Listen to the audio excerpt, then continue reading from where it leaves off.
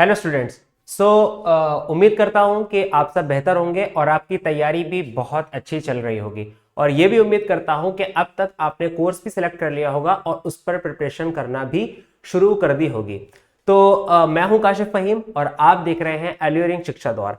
दोस्तों, जितने भी एग्जामिनेशन हैं एएमयू और जामिया जैसी यूनिवर्सिटीज़ में, जैसे कि बीएफएल हो गया, बीएलएलबी हो गया, या फिर आपका बीएड वगैरह हो गया, इनमें सारे सब्जेक्ट के साथ हिस्ट्री एक ऐसा सब्जेक्ट है जिसकी अच्छी खासी वेटेज है।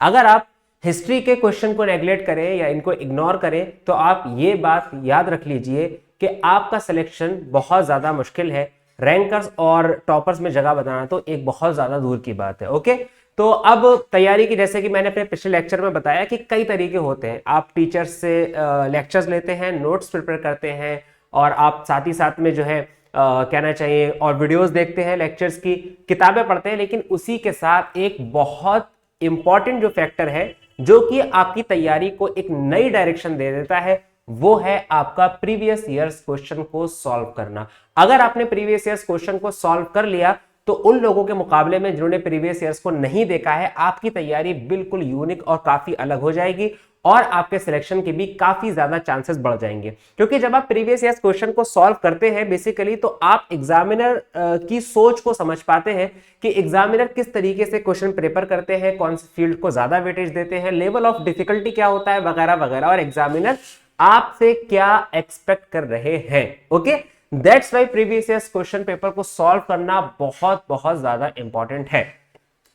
तो अभी हम यहां पर डिस्कस करेंगे बीए फॉरेन लैंग्वेज के प्रीवियस ईयर्स के हिस्ट्री के क्वेश्चंस को। ओके, बीए फॉरेन लैंग्वेज के प्रीवियस ईयर्स के हिस्ट्री के क्वेश्चंस को, क्योंकि हिस्ट्री का भी बहुत ज्यादा वेटेज है। ये समझ लीजिए कि हिस्ट्री को अगर किसी ने नेग्लेक्ट कर दिया तो उसकी जगह जो है, उसकी जो रैंक है वो बहुत ही ज्यादा गिर जाएगी और उसका सिलेक्शन उतना ही ज्यादा मुश्किल हो जाएगा, क्योंकि इसमें अच्छी खासी वेटेज हिस्ट्री को दी जाती है। तो शुरू करते हैं प्रीवियस ईयर्स क्वेश्चन से हिस्ट्री के। ओके, बाकी सब्जेक्ट के जो क्वेश्चंस हैं उनको जो हमारे दूसरे टीचर्स हैं वो देख रहे हैं, आप हमारे यूट्यूब चैनल की दूसरी वीडियोस में जाकर के उनको आसानी से देख सकते हैं और अपने अपने सब्जेक्ट को वहां पर जाकर के उन्होंने वहां पर सॉल्व किया है, आप जाकर के लेक्चर दे सकते हैं और अपने सारे डाउट्स क्लियर कर सकते हैं प्रीवियस ईयर्स क्वेश्चन को लेकर के। मैं यहां पर बात कर रहा हूं बेसिकली हिस्ट्री की, तो टाइम बिल्कुल वेस्ट ना करते हुए चलिए शुरू करते हैं।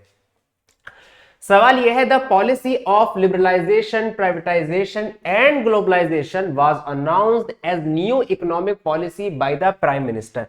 कौन से प्राइम मिनिस्टर के जरिए लिबरलाइजेशन, प्राइवेटाइजेशन और ग्लोबलाइजेशन की पॉलिसी अनाउंस हुई थी? ओके, तो सवाल हो रहा है लिबरलाइजेशन, प्राइवेटाइजेशन और ग्लोबलाइजेशन, जिसको शॉर्ट में क्या कहते हैं? LPG। एल इंडिकेट करता है लिबरलाइजेशन को, पी इंडिकेट करता है प्राइवेटाइजेशन को, और जी इंडिकेट करता है ग्लोबलाइजेशन को। सही है। तो बेसिकली इसके आंसर को देखने से पहले ये समझते हैं कि असल में क्वेश्चन में क्या पूछा गया है। ओके, तो देखिए हुआ क्या था कि आजादी के बाद से लेकर के साल 1991 तक, 1991 तक हमारी जो इकोनॉमी थी वो काफी क्लोज्ड थी। ओके, काफी क्लोज थे, मतलब बाहर का जो सामान था, इंपोर्टेंट गुड्स थे, उनको मंगाना इंडिया में काफी ज्यादा मुश्किल था। मार्केट ओपन नहीं थी, बाहर की कंपनीज इंडिया में अपना बिजनेस नहीं कर सकती थी। ओके, तो यहाँ के लोग क्या थे? इंडियन गुड्स पर ही डिपेंड रहा करते थे। जो यहाँ की डिवाइसेस हैं, यहाँ के सामान है, यहाँ के मैन्युफैक्चरर्स हैं, उन पर डिपेंड रहा करते थे। उससे ये हुआ था कि बाहर की जो मतलब करेंसी वगैरह है वो भी इंडिया में कहना चाहिए कि नहीं आ रही थी। तो अब यहाँ पर कहना चाहिए 1991 में आकर के कहानी कुछ इस तरीके से बन गई कि इंडिया के पास फॉरेन रिजर्व के नाम पर बहुत कम पैसा बचा था। बताते हैं कि 1 या 2 वीक का ही पूरा का पूरा पैसा बचा था। तो यहां पर सवाल यह था कि अब अगर फॉरेन रिजर्व खत्म हो गया तो इंडिया कैसे सरवाइव करेगा, कैसे दूसरी कंट्री से डील करेगा, कैसे कहना चाहिए बाहर से जो टेक्नोलॉजी है उसको इंपोर्ट करेगा, और भी बहुत सारे प्रोजेक्ट्स हैं उन पर काम करने के लिए फॉरेन रिजर्व की जरूरत पड़ती है। तो सवाल यह था कि अब इंडिया कैसे सरवाइव करेगा। उस वक्त में इंडिया की गवर्नमेंट एक पॉलिसी लेकर आई जिसको LPG का नाम दिया गया, यानी लिबरलाइजेशन, प्राइवेटाइजेशन एंड ग्लोबलाइजेशन। तो इसमें यह हुआ था कि सबसे पहले इकोनॉमी को लिबरलाइज किया गया, इकोनॉमी को आजाद किया गया। आजाद इन द सेंस कि सरकार की कहना चाहिए मिल्कियत में, सरकार के कब्जे में जो कंपनीज थी, जो एंटरप्राइजेस थी, जो फैक्ट्रीज थी, सरकार ने क्या किया, उनको प्राइवेट कंपनीज को बेचना शुरू कर दिया। कई कंपनीज ऐसी थी जो खुले तौर पे पूरी की पूरी बेच दी गई, कई कंपनीज ऐसी थी जिनके शेयर बेचे गए। ओके, तो प्राइवेट लोगों को, प्राइवेट इंटरप्राइजेस को क्या किया गया, सरकार की जो क्या बोलते हैं प्रॉपर्टी थी उसमें हिस्सेदार बनाया गया, सरकार की प्रॉपर्टीज कंपनीज को लिबरलाइज किया गया, यानी कि सरकार के कब्जे से, गवर्नमेंट के कब्जे से आजाद किया गया। दूसरी चीज की गई प्राइवेटाइजेशन। प्राइवेटाइजेशन ये हुआ कि जो मार्केट है, मार्केट में बेसिकली गवर्नमेंट का जो इंटरफेयर होता है मार्केट में बहुत ज्यादा, उस इंटरफेयर को बिल्कुल मिनिमम किया गया। ओके, रूल रेगुलेशन गवर्नमेंट ही सेट करेगी, लेकिन जिस तरीके से पहले गवर्नमेंट इंटरफेयर करती थी उस तरीके से इकोनॉमिक पॉलिसीज में अब इंटरफेयर नहीं करेगी। ये 1991 के प्राइवेटाइजेशन का मतलब है। तीसरी चीज थी ग्लोबलाइजेशन। ग्लोबलाइजेशन का मतलब यह था कि अब जो बाहर की कंपनीज है, जो ग्लोबल कहना चाहिए कॉर्पोरेट्स है, उनको इनवाइट किया गया कि वो इंडिया में आए, अपने गुड्स बेचें, अपनी सामान बेचें, यहां पर आकर के बिजनेस करें। इंडिया की मार्केट को ग्लोबलाइज्ड कर दिया गया। कोई भी कंट्री किसी भी देश से इंडिया में आकर के अपना बिजनेस कर सकती है। ओके, इससे बहुत ज्यादा फायदा हुआ। अब जाहिर है बाहर से कंपनी आ रही है, ठीक है, तो इंडिया के लोगों को भी अच्छा सामान मिल रहा है। यहाँ के लोग जो है पहले जो सिर्फ इंडियन गुड्स पर डिपेंड थे, अब उन्हें बाहर का सामान भी मिल रहा है। कंपनीज भी जो कि अब क्योंकि मसला सारा प्राइवेट हो रहा है, तो कंपनीज ने भी अपने बिजनेस को एक्सपेंड करना शुरू किया। पहले ये डर लगा रहता था कि सरकार किसी कंपनी को नेशनलाइज ना कर दे, बैंक को नेशनलाइज ना कर दे, वो डर अब खत्म हो रहा था। तो ये बेसिकली एक पॉलिसी अब बनाई गई 1991 में। अब लौटते हैं हमारे आंसर की तरफ। सवाल यह था कि लिबरलाइजेशन, प्राइवेटाइजेशन, ग्लोबलाइजेशन यानी एलपीजी की जो पॉलिसी थी, इकोनॉमिक पॉलिसी, वो किस प्राइम मिनिस्टर के थ्रू लाई गई। ओके, तो ये सवाल ऐसा है कि इस सवाल को आप थोड़ा कॉमन सेंस लगाकर भी सॉल्व कर सकते हैं। बेसिकली देखिए, राजीव गांधी का जहां तक ताल्लुक है तो वो 1989 के इलेक्शन हार गए थे। ओके, 1989 के इलेक्शन हार गए थे। अब जब 1989 के इलेक्शन हार गए थे तो राजीव गांधी तो प्राइम मिनिस्टर उस वक्त थे नहीं। इसका मतलब इस सवाल का जवाब कम से कम राजीव गांधी तो नहीं है। दूसरे हाथ हैं हमारे विश्व प्रताप सिंह, ये भी आउट हो जाते हैं। तीसरे हैं हमारे अटल बिहारी वाजपेयी, इनकी तो गवर्नमेंट ही बहुत बाद में बनी थी, 1991 में तो इनकी गवर्नमेंट ही नहीं थी। ओके, यहां पर हमारा जो सटीक जवाब है वो है Narasimha Rao, option C. Option C यानी नरसिम्हा राव हमारा सही जवाब है। Narasimha Rao was the prime minister who brought the policy of LPG, और उस वक्त जो हमारे फाइनेंस मिनिस्टर थे वो थे मनमोहन सिंह। ओके, तो उनको काफी ज्यादा क्रेडिट दिया जाता है इस पॉलिसी को लाने का। सही है, ये सवाल हमारा हो गया। I think there is no doubt. आगे चलते हैं। Who gave lyrics to the famous Indian movie Umrao Jaan. Famous Indian movie Umrao जान को गाने के जो बोल थे वो किसने दिए। इसमें जो गाने थे उनको बेसिकली कहना चाहिए किसने लिखा, इस सवाल, ये सवाल यहां पर हो रहा है। तो यहां पर उमराव जान एक मूवी थी जो 1981 में रिलीज हुई थी। कब हुई थी? 1981 में। एक बॉलीवुड मूवी थी। जिस तरीके से आप यहां पर पोस्टर देख रहे होंगे, ये उमराव जान मूवी का पोस्टर है। पोस्टर देखकर ही समझ आ गया होगा कि इस मूवी में मेन कैरेक्टर में कौन है, रेखा है। ओके, तो ये बेसिकली रेखा की मूवी थी, काफी फेमस बॉलीवुड एक्ट्रेस है। तो 1981 में ये मूवी आई थी उमराव जान। ये लखनऊ की एक डांसर की लाइफ पर बनी थी ये मूवी। ओके, तो उमराव जान में गाने लिखे गए। सवाल ये है कि उमराव जान मूवी को लिरिक्स किसने दिए। लिरिक्स मतलब होता है बोल, किसने बोल दिए। सही है, तो यहां पर हमारे पास चार ऑप्शन है, जावेद अख्तर, शहरयार, गुलजार और इरशाद कामिल। यहां पर इरशाद कामिल नहीं है, जावेद अख्तर भी नहीं है और गुलजार भी नहीं है। ये बेसिकली ऐसा सवाल है कि इसको आप गेस करके तुक्का लगा के सॉल्व नहीं कर सकते। इसके लिए आपको अवेयरनेस होना, नॉलेज होना जरूरी है। तो 1981 की जो उमराव जान मूवी थी उसको लिरिक्स दिए थे शहरयार ने। ऑप्शन बी क्या है? ऑप्शन बी है शहरयार। इन्होंने लिरिक्स दिए थे और इन्होंने काफी ज्यादा फेमस गाने उमराव जान में हैं, वो शहरयार के थ्रू ही लिखे गए थे। ओके, मोहम्मद अखलाक नाम था इनका। क्या नाम था? ये भी लिख लो, मोहम्मद अखलाक नाम था इनका। और क्या नाम था? मोहम्मद अखलाक। और ये 2012 में इनकी डेथ अलीगढ़ में ही हुई थी। ओके, तो शायद इसी वजह से ये सवाल दे दिया है। 2012 में इनकी डेथ अलीगढ़ में हुई थी और इन्होंने काफी ज्यादा फेमस सॉन्ग भी लिखे थे। एक सॉन्ग बहुत ज्यादा फेमस है, इन आंखों की मस्ती के मस्ताने हजारों हैं। आप लोग काफी ज्यादा इंस्टा वगैरह पर, रील्स पर उसको सुनते होंगे। हाँ, एक तुम ही नहीं तन्हा महफिल में मेरी रुस्वा, इस शहर में तुम जैसे दीवाने हजारों हैं, ये काफी फेमस बोल हैं इस गाने के। तो ये किसके जरिए लिखे गए थे? ऑप्शन बी यानी शहरयार, उन्होंने उमराव जान मूवी को लिरिक्स दिए थे। ठीक है, आगे चलते हैं। सवाल है, Amrita Shergil was a famous, Amrita Shergil किस चीज में फेमस थी, कौन से प्रोफेशन में फेमस थी? Either she was a dancer, writer, painter और म्यूजिशियन। ओके, तो अमृता शेरगिल ये एक इंडियन कहना चाहिए जर्मन थी, जर्मनी में पैदा हुई थी, लेकिन क्या था, इंडियन थी। ओके, इनके फादर जो थे वो क्या थे, एक सिख थे, इनकी मदर क्या थी, एक जीव थी, एक यहूदी थी और फादर इनके सिख थे। तो अमृता शेरगिल ये 1900 कहना चाहिए 13 में पैदा हुई थी और 1941 में इनकी डेथ हो गई थी। सिर्फ 28 साल की उम्र में इनकी डेथ हो गई थी। तो ये क्या था, सवाल यह है कि ये डांसर थी, राइटर थी, पेंटर थी या म्यूजिशियन थी। तो ये सवाल भी हर सवाल की तरह, मतलब बहुत सारे सवालों की तरह ये सवाल भी ऐसा है कि ये आपके तुक्के से सॉल्व नहीं हो सकता, इसके जरिए, इसके लिए आपको पढ़ना पड़ेगा। ओके, तो इस सवाल में हमारा जो ऑप्शन सी है यानी कि painter, that is the right option. Amrita Shergil क्या थी, मशहूर पेंटर थी और इंडियन मॉडर्न आर्ट में अमृता शेरगिल का एक अलग मकाम है। बहुत सारे मॉडर्न पेंटर हैं जो अमृता शेरगिल से बहुत ज्यादा इंस्पायर होते हैं। ओके, ये अमृता शेरगिल का फोटो है। अगर इस फोटो को ही आप देख ले तो ही समझ जाएंगे कि ये क्या थी। मैंने वो फोटो इसलिए लगा दिया कि अगर आप मेरी बातें भूल जाएं तो कम से कम हमने यहाँ जो फोटो लगाया है उसको विजुलाइज करके आप समझ जाएं कि आंसर क्या है। यहां पर आप जो फोटो देख रहे हैं इसमें देखिए इनके हाथ में क्या है, ब्रशेज है। अब डांसर के हाथ में तो ब्रशेज रहेंगे नहीं, ठीक है, राइटर के हाथ में भी ब्रश नहीं रहेंगे, राइटर जाहिर है उसके हाथ में तो कलम रहेगा। म्यूजिशियन के हाथ में ब्रश जो है ब्रश नहीं रहेंगे, उसके हाथ में क्या होगा, म्यूजिकल इंस्ट्रूमेंट होगा। तो एक ही प्रोफेशन बनता है, वो है ऑप्शन सी। तो अगर मेरी बातें भूल जाओ तो कम से कम ये पिक याद रख लेना जिसमें अमृता शेरगिल क्या है, ब्रश पकड़ी हुई है। तो Amrita Shergil was a famous painter.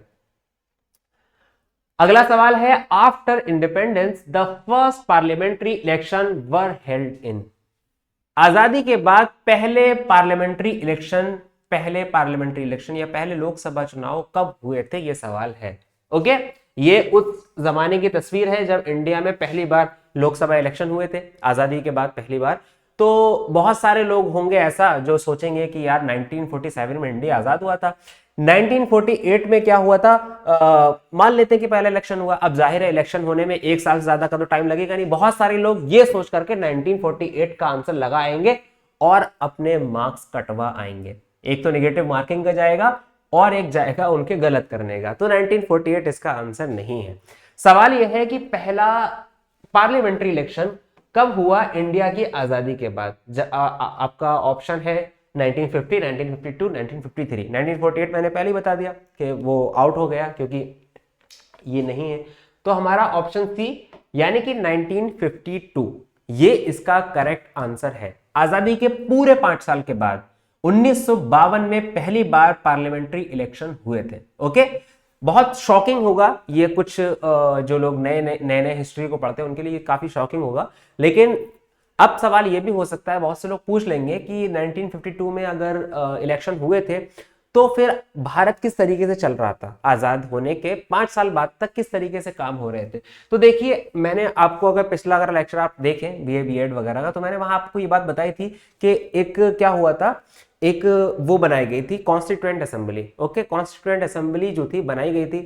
Constituent assembly में ही कई मेंबर थे, उन्हीं में से जवाहरलाल नेहरू वगैरह थे जो हमारे प्राइम मिनिस्टर थे। तो बेसिकली यही लोग थे उस वक्त जो गवर्नमेंट को चला रहे थे। ओके, फिर 1952 में आकर के इलेक्शन होते हैं, 1992 में आकर के पहली बार इलेक्शन होते हैं और यहां पर भी कांग्रेस पार्टी मेजोरिटी के साथ आती है और जवाहरलाल नेहरू यहां पर भी आकर के प्राइम मिनिस्टर बन जाते हैं पूरी मेजोरिटी के साथ।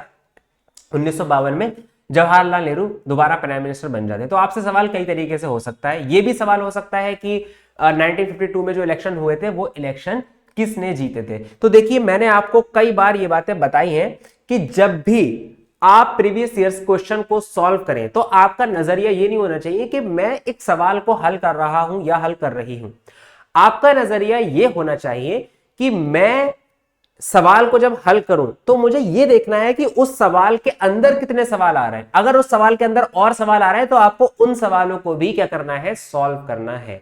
ओके, इससे क्या होगा कि एक सवाल को सॉल्व करने के चक्कर में आप कई कई सवाल सॉल्व कर जाएंगे। और हो सकता है ऐसा भी हो कि प्रीवियस ईयर सॉल्व करते करते आप आने वाले साल में जो सवाल पूछे जा रहे हैं उनको भी सॉल्व कर बैठे, ऐसा पॉसिबल है। ओके, क्योंकि सवाल जाहिर है बिल्कुल आउट ऑफ फील्ड तो नहीं आते, कुछ कुछ हट बचकर ही आते हैं हर साल, है ना। तो ये भी हो सकता है कि अगले साल के जो क्वेश्चन है उनसे आपका सामना प्रीवियस ईयर्स को सॉल्व करते करते हो जाए, और जब अगले साल सवाल पूछे जाए तो आपको बिल्कुल भी परेशानी ना हो और आप सॉल्व कर जाएं, क्योंकि आपने प्रीवियस ईयर्स को बहुत ज्यादा ध्यान लगा करके सॉल्व किया था। सही है। तो अब इससे मिलते जुलते बहुत सवाल बन सकते हैं, दिमाग लगाइए कि इससे मिलते जुलते क्या सवाल बन सकते हैं। आपसे पूछा जा सकता है कि आजादी के बाद पहले प्रेसिडेंट कौन थे, आजादी के बाद पहले प्राइम मिनिस्टर कौन थे, आजादी के बाद कौन सी पार्टी ने चुनाव जीता था, आजादी के बाद चुनाव कब हुए थे, वगैरह वगैरह। तो ये पिक्चर है उस जमाने की 1952 की। तो ये लोग देखिए, आई थिंक कि ये लोग जो है खड़े हैं रेडियो स्टेशन वगैरह पे, शायद ये रिजल्ट का वेट कर रहे हैं, रिजल्ट सुनने का कि आखिर कौन इलेक्शन जीता है, इस तरीके से। Okay, I hope it is clear. Let's move further. Question है, the first Indian feature film was, कौन सी पहली इंडियन फीचर फिल्म थी। ओके, थोड़ा सा कंफ्यूजिंग है, फिल्म को फीचर के साथ जोड़ा गया है। ये भी पूछ सकते थे what was the first Indian film, ये नहीं पूछा, the first Indian feature film. अब सवाल ये, फीचर फिल्म क्या होता है।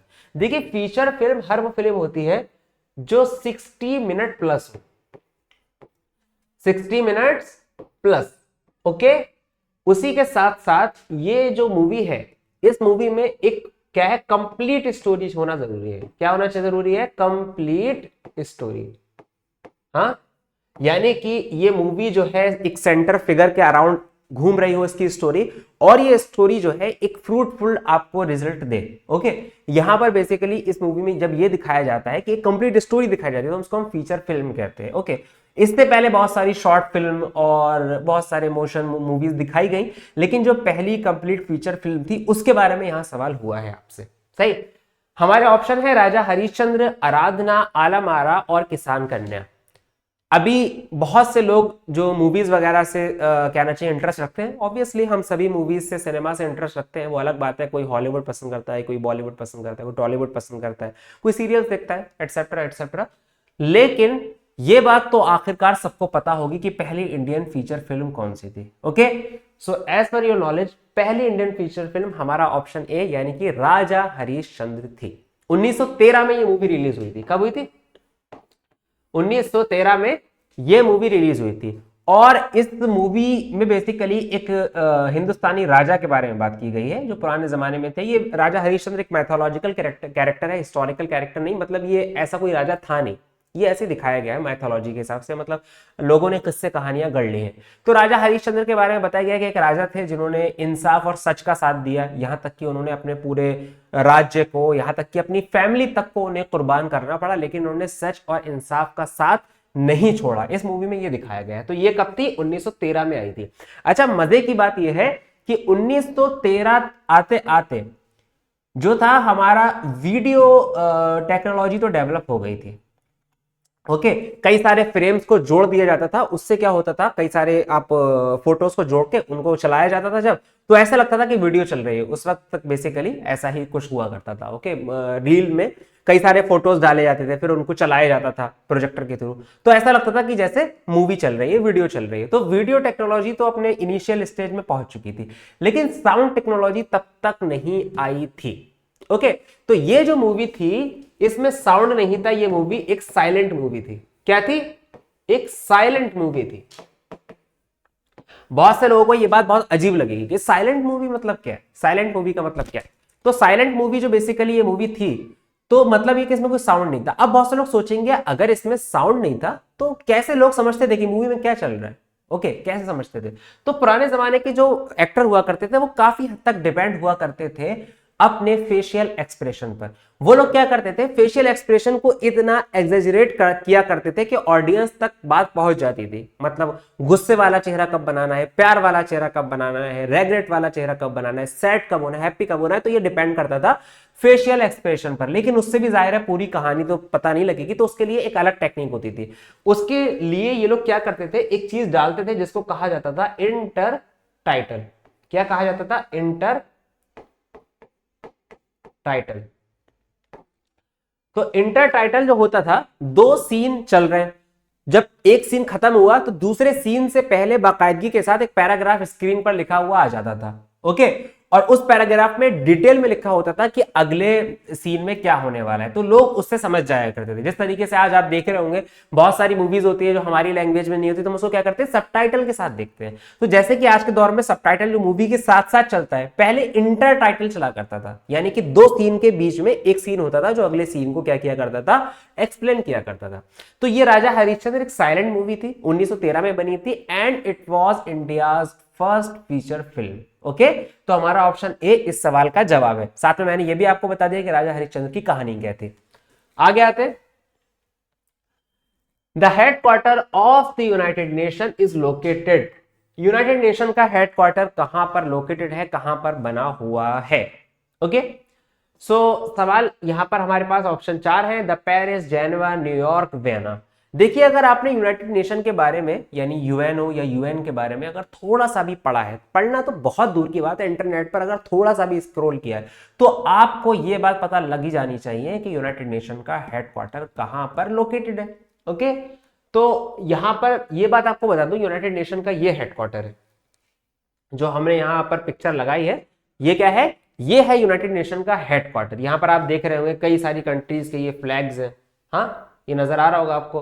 तो यूनाइटेड नेशन का ये हेडक्वार्टर है ना, ये जो हमारा ऑप्शन सी यानी कि न्यूयॉर्क है, इसका ये ऑप्शन है, यानी कि इसका ये आंसर है सही। ना ये वियना में है, ना ये जेनीवा में है, ना ये पेरिस में है, ये कहां पर है, हमारे ऑप्शन सी यानी कि New York is the correct answer of this question.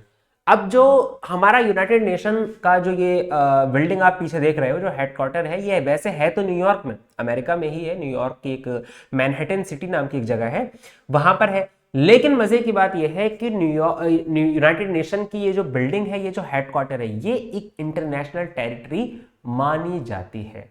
मतलब यह है कि ये जो बिल्डिंग है, इस पर दुनिया का कोई भी देश अपना दावा नहीं करता कि ये बिल्डिंग हमारी है। इवन ये बिल्डिंग हालांकि न्यूयॉर्क में है, उसके बावजूद भी अमेरिका इस पर क्या नहीं करता, अपना दावा नहीं करता। ओके, क्या हुआ था 1944 में अमेरिका यानी कि यूएसए और यूएनओ, यूनाइटेड नेशन ऑर्गेनाइजेशन के बीच में एक एग्रीमेंट हुआ था। उस एग्रीमेंट का नाम था हेड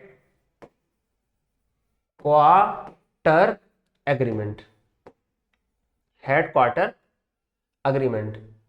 तो ये जो एग्रीमेंट हुआ था, इसमें यह बात डिक्लेयर की गई थी कि यूनाइटेड नेशन की जो बिल्डिंग होगी ये इंटरनेशनल टेरिटरी का पार्ट होगी और अमेरिका भी इस पर कब्जा नहीं कर सकता, इस पर अपना दावा नहीं कर सकता। ये जो बिल्डिंग होगी ये चलेगी इंटरनेशनल लॉ के हिसाब से, इंटरनेशनल रूल एंड रेगुलेशन यहां पर क्या होंगे, चलेंगे। ओके, हालांकि इसके आसपास से लेकर के सारा इलाका अमेरिका का है, लेकिन जहां तक इस बिल्डिंग और इस बिल्डिंग के अंदर की बात है वो किसी की नहीं है, वो एक इंटरनेशनल टेरिटरी है। समझ में आ रहा है? आगे चलते हैं।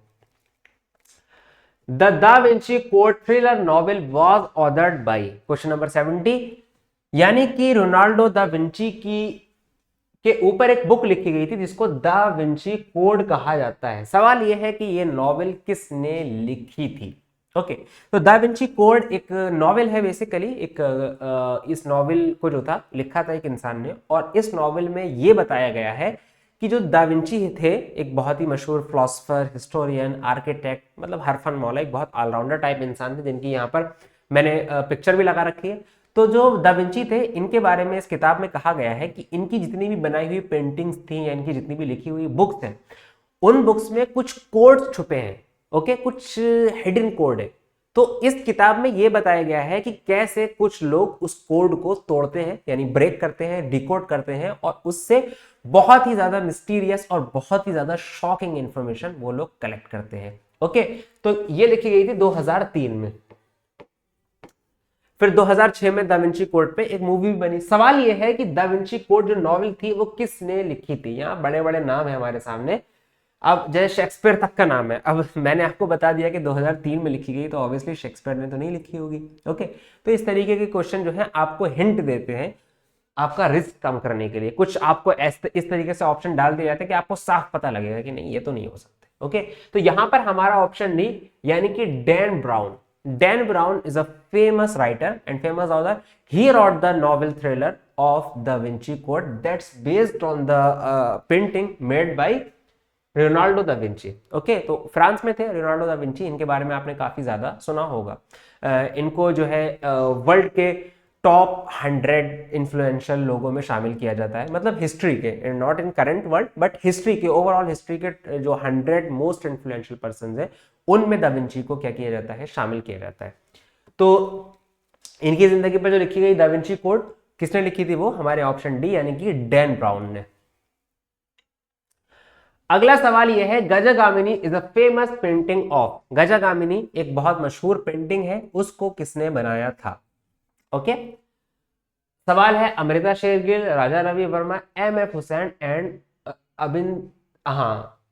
और है अभिनंदन टैगोर। अभी यहां पर मसला यह है कि गजगामिनी एक पेंटिंग भी है, इसी के साथ में क्या है, ये एक मूवी भी है, दोनों चीजें हैं। क्या है, एक पेंटिंग और एक मूवी भी है, और हमारी दोनों चीजें एक ही इंसान के थ्रू बनाई गई हैं, यानी मूवी भी एक ही बंदे ने बनाई है और पेंटिंग भी एक ही बंदे ने बनाई है। तो गजगामिनी ये भी राजा हरीश चंद्र की तरह इसमें एक फिक्शनल कैरेक्टर है जो रियल नहीं है। उस कैरेक्टर की बात की गई है कि एक औरत है, जो औरत, उसके पास काफी ज्यादा दैव्य शक्तियां हैं, डिवाइन पावर है। ओके, काफी ज्यादा डिवाइन पावर है और उससे वो बहुत सारे अलग अलग अजीब अजीब काम करती है। तो यहाँ पर देखिए, ये जो आप देख रहे होंगे ये पेंटिंग बेसिकली गजगामिनी ही पेंटिंग है। ओके, और ये हमारे ऑप्शन सी यानी एम.एफ. हुसैन ने बनाई है। बहुत ज्यादा फेमस इंडियन ये पेंटर थे एम.एफ. हुसैन, इन्होंने गजगामिनी पेंटिंग बनाई थी। और गजगामिनी मूवी से अगर सवाल आ जाए तो वो भी इन्हीं की है। आगे चलते हैं। Gupta king issued a large number of gold coins known as. जो गुप्ता एम्पायर थी उसके राजा, जिन्होंने काफी ज्यादा गोल्ड कॉइन, सोने के सिक्के इशू किए थे, सवाल यह है कि उनके सोने के सिक्कों को किस नाम से जाना जाता है। समझ में आ रहा है, सवाल समझ में आ रहा है कि गुप्ता किंग्स जो थे उन्होंने जो सोने के सिक्के इशू किए थे, इशू मतलब होता है जारी कर देना, जारी किए थे, उन सोने के सिक्कों को क्या कहा जाता है। ओके, तो मैंने आपको शायद ये किसी लेक्चर में बताया है कि पुराने जमाने में जो हमारे स्टेट हुआ करते थे, यानी कि राज्य हुआ करते थे, किंगडम्स हुआ करते थे, तो उनकी अमीरी और गरीबी का अंदाजा इस बात से लगाया जाता था कि उनके सिक्के असल में किस मेटल के बने हैं। ओके, तो अगर किसी किंगडम की जगह से कुछ सिक्के मिलते हैं और वो सिक्के हैं सोने के, तो हिस्टोरियन ये बात मानते हैं कि वो किंगडम काफी ज्यादा अमीर थी। अगर सोने के ना मिलके कॉपर वगैरह के मिलते तो ये माना जाता है कि फाइनेंशियल कंडीशन कुछ ज्यादा अच्छी थी नहीं किंगडम की, ये बात मान के चला जाता है। ओके, तो गुप्ता किंगडम तो definitely was a very very I mean magnificent kingdom. तो गुप्ता किंगडम में भी सोने के सिक्के थे। हमारा ऑप्शन है पंचमार्क, पानार, दीनारास एंड डेनेरियस। 4 हमारे ऑप्शन है। सवाल यह है कि जो गुप्ता किंगडम ने जो एक सिक्के इशू किए थे सोने के, उनको क्या नाम दिया गया है। तो हमारा यहां पर ऑप्शन सी यानी कि डिनारास जो है, यानी कि जिसको बहुत से लोग दीनारास भी बोलते हैं, ये हमारा ऑप्शन सही है। ओके, बाकी डेनेरियस भी गलत है, पाना भी गलत है और पंचमार्क भी गलत है। पंचमार्क बहुत से लोग कंफ्यूज हो जाएंगे, एक और इंडियन किंगडम है, उसके इशू किए गए सोने के सिक्कों को पंचमार्क कहा जाता था, तो वो हमारा ऑप्शन यहाँ पर गलत है। ऑप्शन सी दीनारास हमारा सही ऑप्शन है। और मजे की बात यह है कि गुप्ता किंगडम के इशू किए हुए सोने के सिक्के और जो अरब कंट्रीज में पहले के जमाने में सोने के सिक्के होते थे, उन दोनों को ही दीनार कहा जाता है। क्या कहा जाता है, दीनार। ओके, तो ये जो आप यहाँ पर पिक्चर देख रहे हैं, ये गुप्ता किंगडम के इशू किए गए सिक्कों की मूवी है, वो सॉरी पिक्चर है। तो जिस तरीके से आज सिक्के मतलब हमेशा से जाहिर है दो तरफा होते हैं, एक हेड और टेल होता है, हम आज भी सब सिक्के देखते हैं तो वो भी दो तरफा होते हैं। तो यहाँ पर भी सिक्के जो होते थे उनकी कहना चाहिए दो तरफा होते थे। तो इन सिक्कों में क्या होता था, एक तरफ राजा अपनी पिक्चर डिपिक्ट करता था, अपनी पिक्चर बनवाया करता था। अब वो कुछ भी करते हुए, जंग लड़ते हुए, या फिर अपने दरबार को सजाते हुए, या फिर कुछ किताब पढ़ते हुए, या वीणा बजाते हुए, अलग अलग तरीके जो जो राजा के शौक हैं और जैसा राजा खुद को दिखाना चाहता है वो उस तरीके से अपनी पिक्चर डिपिक्ट किया करता था। दूसरी तरफ पिक्चर बनवाई जाती थी उस जमाने की किसी डीटी की, उस जमाने की किसी देवी देवता की, किसी जो जिसको वो लोग खुदा मानते थे उस जमाने में। ये भी दिखाया जाता है कि हमारी किंगडम का धर्म क्या है। तो ये भी उन मूवीज सॉरी उन कहना चाहिए सिक्कों में ये बात दिखाई जाती। तो एक तरफ राजा, दूसरी तरफ उस जमाने की जो डीटी यानी देवी और देवता है उनको दिखाया जाता था। तो गुप्ता किंगडम के जो सिक्के हैं उनमें हमने क्या देखा, दीनाराज उनको कहा जाता है। और इस तरफ अगर आप देखो तो ये देखिए, आप अगर आप बहुत क्लोजली देखेंगे तो ये क्या होगा, ये आपको डीटीज की पिक्चर नजर आएंगी। ये यहां पर क्या है, ये किंग की पिक्चर है, ठीक है। आगे चलते हैं, यहां पर है who among the following Mughal emperors was an accomplished veena player. इन दिए गए 4 ऑप्शन में से कौन सा मुगल बादशाह एक बहुत माना हुआ वीणा प्लेयर था। वीणा इज द म्यूजिकल इंस्ट्रूमेंट, आप लोगों को पता होगा, नहीं पता होगा तो जान लीजिए। वीणा क्या है, एक म्यूजिकल इंस्ट्रूमेंट है, तो काफी बड़ा सा होता है, इसको रख करके यूं करके इसके तारों को छेड़ के इसको बजाया जाता है, बेसिकली काइंड ऑफ गिटार, लेकिन गिटार अलग है, वीणा अलग है, ओके। तो यहां पर पूछा गया है हुमायूं, अकबर, जहांगीर और औरंगजेब में से कौन सा ऐसा इंसान था जो बहुत माना हुआ वीणा प्लेयर था। अब क्या है, जिस तरीके से मुगल एम्पायर की एक छवि आपके दिमाग में है, तो बहुत से लोग गलती कर जाएंगे यहाँ पे। बहुत से लोग क्या सोचेंगे कि अकबर जो था उसने, कहना चाहिए, म्यूजिक को काफी ज्यादा जो था वो फेमस किया था, काफी ज्यादा बढ़ावा दिया था। तानसेन जैसे म्यूजिशियन, ब्रिलियंट म्यूजिशियन जो था उसके दरबार में थे। तो इसका जवाब अकबर होगा, तो वो अकबर लगाकर आ जाएंगे, अपने मार्क्स कटवा कर आ जाएंगे। बहुत से लोग समझेंगे जहांगीर, बहुत से लोग समझेंगे हुमायूं, लेकिन सिर्फ वही औरंगजेब का नाम लेंगे जिन्होंने वाकई हिस्ट्री पढ़ी होगी, ओके। क्योंकि अगर औरंगजेब की जो छवि है बेसिकली आपके दिमाग में, उसको लेकर के आप कहेंगे नहीं औरंगजेब कैसे वीणा बजाएंगे, औरंगजेब ने तो ये सारी चीजें बंद की थी अपनी एम्पायर में, हाँ। तो बहुत से लोग औरंगजेब को लगाकर नहीं आएंगे, लेकिन इसका असल जवाब औरंगजेब ही है। बाकी ये जवाब क्या है, गलत है। औरंगजेब वॉज अकम्प्लाइज्ड यानी कि बहुत माने जाने वीणा प्लेयर थे, बहुत शौक से वीणा बजाया करते थे औरंगजेब, ओके। बाकी उन्होंने अपनी किंगडम में किस तरीके से इस चीज को इंप्लीमेंट किया, that's a different story and you can debate on that. लेकिन हमारे सवाल का जो जवाब है वो क्या है, औरंगजेब यानी कि आलमगीर है। औरंगजेब का दूसरा नाम क्या था, आलमगीर था, ओके। ये अकबर के परपोते थे, जहांगीर के पोते थे, शाहजहां के बेटे थे, हाँ। और कहना चाहिए फिर बाबर और हुमायूं तो उनसे भी ऊपर के चले गए। तो Aurangzeb is the right answer. Aurangzeb जो थे एक माने हुए वीणा प्लेयर थे। अगला सवाल है, which book is authored by Abul Fazl. इन 4 दी गई किताबों में से कौन सी किताब अबुल फजल के जरिए लिखी गई है। So who was the Abul Fazl, first let this know. तो अबुल फजल जो थे ये एक कोर्टियर थे। कोर्टियर हम कहते हैं दरबारी को, क्या थे, कोर्टियर। ये अकबर के कोर्टियर थे। बहुत फेमस राइटर हैं अबुल फजल, इनके एक साथ के थे फैजी, वो भी अकबर के कोर्टियर थे। तो ये अकबर के नवरत्न हैं, उनमें ये इंक्लूड थे, है ना। अकबर ने 9 बहुत हाईली ट्रेंड कहना चाहिए पर्सन्स को अपने यहाँ रखा हुआ था। उनमें से कोई ह्यूमन इंटेलिजेंस का बादशाह था, कोई म्यूजिक बहुत अच्छा बजाता था, कोई लॉ बहुत अच्छा जानता था, कोई लैंग्वेज का माहिर था। अलग अलग चीजें उनके, अलग अलग स्किल थी, अलग अलग काबिलियत थी। तो अकबर ने नवरत्न यानी 9 लोगों को अपने यहाँ रख रखा था। नवरत्न इनको कहा जाता था बिकॉज नव मतलब 9 और रतन मतलब डायमंड। तो ये 9 इंसान थे जिनको 9 डायमंड्स कहा जाता है, क्योंकि जाहिर है they're highly skilled and they're highly professional, okay. सवाल ये है कि Abul Fazl who was one of them, सवाल यह है कि अबुल फजल की कौन सी किताब लिखी गई है। So this is Abul Fazl, as we can see 4 किताबें हैं, कीमिया सादत, कामूसनामा, अखलाक नसीरी एंड आईन अकबरी, ओके। तो मैंने अभी आपको बताया कि अबुल फजल किसके कोर्टियर थे, अकबर के। अब हमारे इस ऑप्शन में ही हमारे सवाल का जवाब छुपा हुआ है। मैंने बताया कि अकबर के कोर्टियर थे, और कौन सी किताब है जहां पर अकबर का नाम आ रहा है, ऑब्वियसली ऑप्शन डी, आईन अकबरी, हाँ। तो Ain Akbari is the right answer. Abul Fazl wrote a book named with Ain Akbari, आईन अकबरी।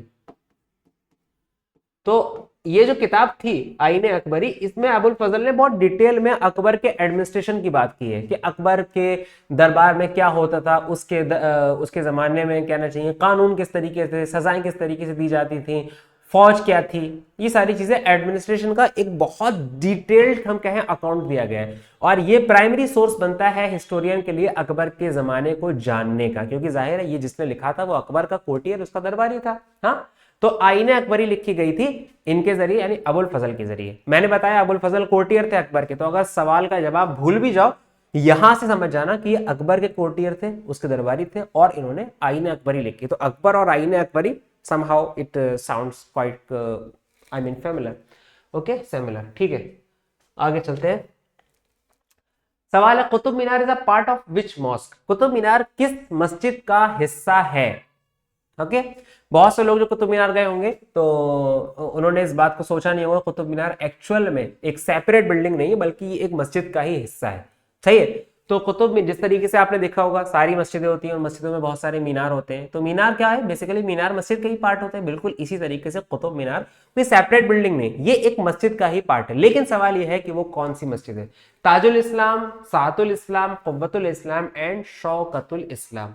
तो ये है हमारा कुतुब मीनार, यहां पर है हमारी मस्जिद, ये वाली जो बिल्डिंग है ये हमारी मस्जिद है। इसके अलावा कुतुब मीनार कॉम्प्लेक्स में कई सारी अलग अलग चीजें हैं। अलाई दरवाजा है जो अलाउद्दीन खिलजी ने बनाया था, अलाउद्दीन खिलजी का मकबरा भी है। बेसिकली काफी ज्यादा जो है बिल्डिंग्स पाई जाती है इस कॉम्प्लेक्स में। लेकिन कुतुब मीनार जो हमारी मस्जिद का हिस्सा है वो है मस्जिद कुव्वतुल इस्लाम, ऑप्शन सी। क्या है? मस्जिद कुव्वतुल इस्लाम, ऑप्शन सी। तो Masjid Quwwatul Islam is India one of the oldest mosque. Okay सबसे पुरानी मस्जिदों में से एक मानी जाती है। सबसे पुरानी नहीं है लेकिन सबसे पुरानी मस्जिदों में से एक मानी जाती है और कुतुब मीनार इसी का हिस्सा है। अभी यहां पर हमारा जो ऑप्शन ए है, तो हालांकि ये सवाल का जवाब नहीं है लेकिन उसके बावजूद मुझे लगता है कि शायद इसको थोड़ा सा डिस्कस कर लेना चाहिए क्योंकि हो सकता है कि आगे इससे सवाल बन जाए। तो जो मस्जिद ताजुल इस्लाम है जिसके बारे में बात की गई है, तो ये मस्जिद बेसिकली पड़ती है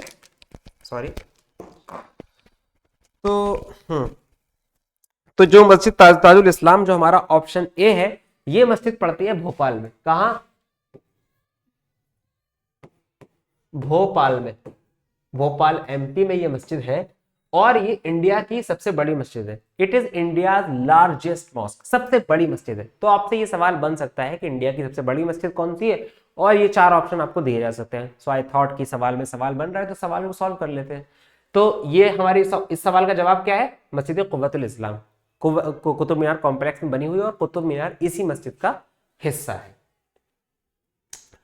हमारा ऑप्शन आगे सवाल है Mughal emperor Akbar was born in. ये सवाल तो कई बार टकराता है और बहुत सारे क्वेश्चन बहुत सारे आपके एग्जाम में टकराता है। AMU, Jamia, BEd, BA foreign language, BLLB, बहुत जगह टकराता है। मुझे लगता है इस सवाल को जानना तो शायद सभी के लिए जरूरी है। ओके सवाल ये है Mughal emperor Akbar was born in. Mughal बादशाह अकबर कहां पर पैदा हुए थे? Fort of Allahabad, fort of Badaun, fort of Amarkot या फोर्ट ऑफ भीलवाड़ा? तो इनमें से जो ये आपको मैंने पिक्चर लगाई है, ये पिक्चर है असल में उस जगह की जहां पर अकबर पैदा हुए थे। सो अकबर, इलाहाबाद इसका आंसर नहीं है, बदायूं भी नहीं है, ओके, भीलवाड़ा भी नहीं है, एक ही बचता है फिर अमरकोट।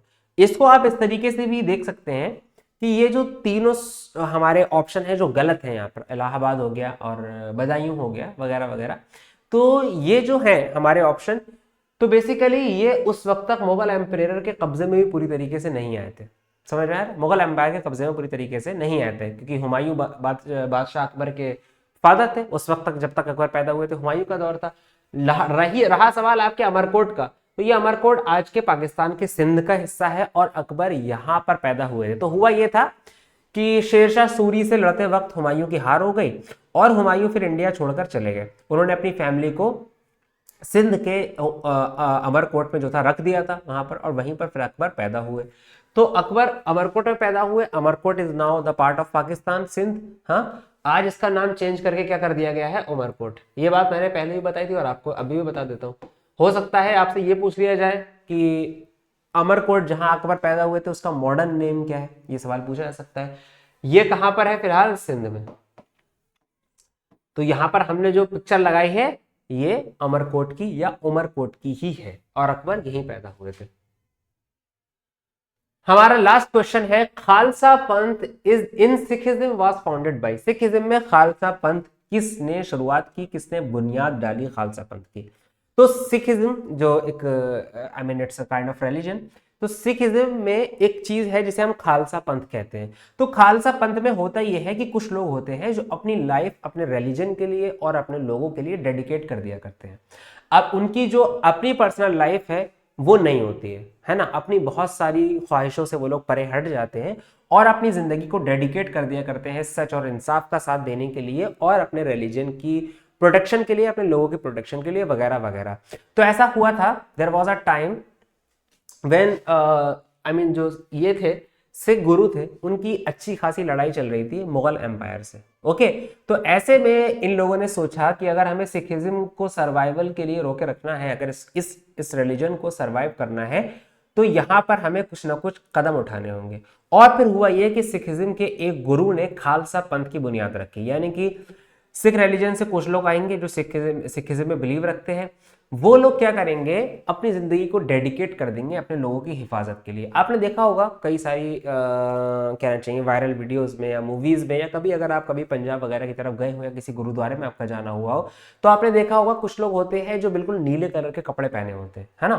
नीले कलर के कपड़े पहने होते हैं, नीले कलर की पगड़ी बांधे होते हैं, लंबे से उनके बाल होते हैं, हाथों में कड़ा होता है, एक कृपान तलवार टाइप लगी होती है। तो ये लोग आपने देखे हैं, यही लोग खालसा पंथ के लोग हैं। ओके, तो इन्हीं लोगों को, ये शुरुआत से नहीं थे, गुरु नानक के दौर से नहीं थे, बाद में एक गुरु ने इनको बनाया था। तो सवाल यह है कि वो कौन से गुरु थे। ओके, तो खालसा पंथ जो होता है, इसमें कई सारी अगर आप खालसा पंथ के लिए खुद को अगर डेडिकेट करते हैं तो आप पर कई सारी पाबंदियां लगाई जाती हैं। आपको अपने बाल नहीं कटवाने हैं, है ना, लंबे केश यानी बाल रखने हैं, आपको कड़ा पहनना है, और उसी के साथ साथ आपको कई सारे जो क्या बोलते हैं नेचुरल एक्सरसाइजेज होती हैं, फॉर एग्जांपल सेक्सुअल इंटरकोर्स, उसको भी आपको अंजाम नहीं दे सकते, आपको जो है उससे भी पीछे हटना पड़ेगा। यानी कि कंप्लीटली पूरी तरीके से अपने आप को डेडिकेट कर देना है। सवाल यह है, खालसा पंथ की शुरुआत किसने की थी, खालसा पंथ की बुनियाद किसने रखी थी? गुरु अंगद देव, गुरु अर्जुन देव, गुरु तेग बहादुर या गुरु गोविंद सिंह। ओके, तो हमारा ऑप्शन डी यानी Guru Gobind Singh is the right option. Guru Gobind Singh was the person और Guru of Sikhism who founded Khalsa Panth. ये जो पिक्चर है, ये गुरु गोविंद सिंह को ही विजुलाइज कर रही है। गुरु गोविंद सिंह अपने लोगों को कहना चाहिए यहाँ पर लेक्चर दे रहे हैं, तो ये पिक्चर उसी को हम यहाँ पर कहना चाहिए। May be this picture is I think, ये पुरानी एक पेंटिंग है। ओके, तो उसी का ये हिस्सा है। तो ये इस सवाल का जो आंसर है वो है गुरु गोविंद सिंह, हमारा ऑप्शन डी। उन्होंने ही खालसा पंथ की बुनियाद सिखिज्म में रखी थी। ओके, तो आज का सेशन हम यहीं पर खत्म करते हैं। We have covered all the question that are related to history and they were asked last year in BAFL question। तो जिस तरीके से मैंने बताया था कि प्रीवियस ईयर्स को सॉल्व करने का आपका जो अप्रोच होना चाहिए वो ये होना चाहिए कि हमें क्वेश्चन को सॉल्व करने के साथ क्वेश्चन के अंदर के क्वेश्चन को भी सॉल्व करना है, ताकि अगर अगले साल जो क्वेश्चन है वो अगर थोड़े हट बच कर भी आए तो आप उनको सॉल्व कर जाएं। ओके, आई होप कि आप लोगों को ये लेक्चर काफी पसंद आया होगा। इस लेक्चर को शेयर कीजिए, वीडियो को लाइक कीजिए, साथ ही साथ अलेयरिंग शिक्षा द्वार को जरूर सब्सक्राइब कीजिए। ओके, आपके साथ में जान पहचान के जो लोग एस्पिरेंट है एएमयू और जामिया वगैरह के डिफरेंट कोर्सेज के, उनको भी ये वीडियो शेयर कर सकते हैं। ओके, बाकी कोई क्वेरी हो, कोई सवाल हो तो आप जो है कमेंट में पूछ सकते हैं, हमारी टीम जो है आप तक रीच आउट करेगी और उसका जवाब जरूर देगी। ओके, अभी विदा लेते हैं। All the best for your exam and all the best for your preparation. Thank you.